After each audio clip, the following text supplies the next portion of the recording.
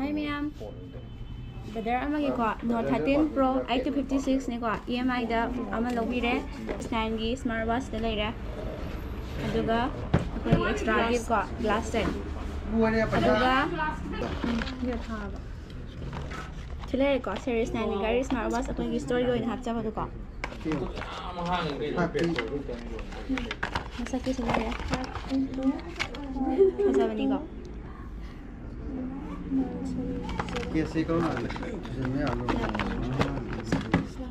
aduga brother gi ko akhoi authorized partner gi oiba lucky draw do ko scratch do tominarse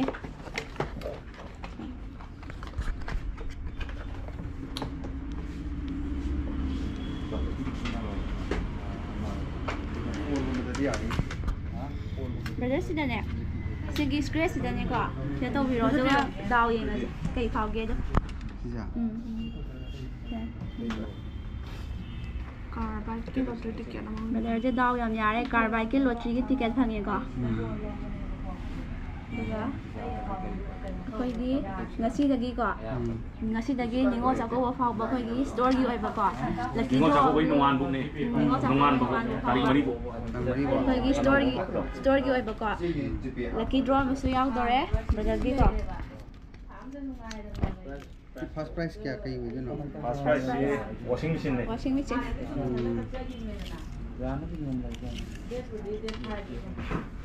brother se hada biro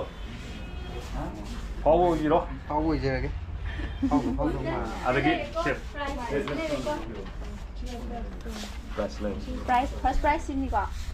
washing machine Other brother akhoi go store gi akhoi gi company gi oibo for gi ko company gi oiba authorized partner gi lucky draw ma su yaw re ko lucky draw car bike ki lottery gi ticket su phange aduga si daw yari phau da lakting ni na cha सी की जो पुन या सी की kan kan si na November date 5 si su company gi su de 5 to tu ne apoi gi su de 5 to aduga akhoi gi store gi oiba ko store gi oiba lucky draw si jo on to ne ko November 5 ta adu brother ke having aduga brother gi gift su mai mai hap chalak je ke nungai phao nungai ba ta nungai su de lo yaw e yam thi nungai phao ai mayam ju sidagi nu gi si gi kaino je infan gi je da mayam ju lakpiro adu doga mayam gi si moi piriba company gi piriba gift ma di offer mayam ji ja mayam ju lo lakpiwa company gi offer ka dang te ko akhoi store gi offer jo mayam pire adu mayam ju sako mamang box da sako ba hai nungan bu da mayam ju lakpiro adu doga gift moi gi piriba company gi ma sung moi gi kaino ji store ji piriba kaino je gift sing je mayam ju lo lakpiwa hai je ni washing machine ni ma poi bi washing machine ma poi thank you Hello guys, ma'am unadab zu kuire ado asi update masa am pige ngasi date 30 ni go ngasi date 30 ni ado ma'am sumai tawe sida leire Redmi 13 6128 Redmi 13 ka 6128 black color da ni go koi tamo jina logi bane case ta lobi ra case ta ogira ai ngasa hai gi bada ado case ta ogira deki loan da ogira compulsory ado tamo gi brother je aseng magi di loan da logi na lak ko ne mo ko ado price se hongam badagi brother na case oina torage na case na lobi ra adu pa di ro hapiro tamo si jina kamai ta gono ha ga da ko date 4 date 5 da ko compulsory koi lottery da ko ne sida leiba washing machine je si lottery ta ko ne adum tamoy adum page adum link bio Facebook page ta ko adum compulsory live tha ga ai phone to ne noi to bi